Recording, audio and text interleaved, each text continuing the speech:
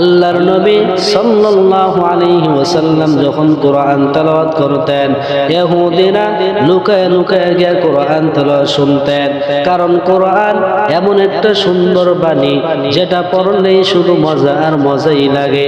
দুনিয়ার কোনো মানুষের সামনে যদি কোরআন তেলাওয়াত করা হয়, ওই মানুষেরা বলবে না যে ভাইজান আর কোরআন তেলাওয়াত করিও না, কোরআন আমার কাছে ভালো লাগে না, এই কথা তার মুখ দিয়ে বের হবে না।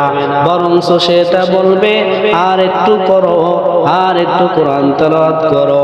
আমি যতই শুনতেছি আমার কাছে কোরআন তেলাওয়াত ভালো লাগতেছে।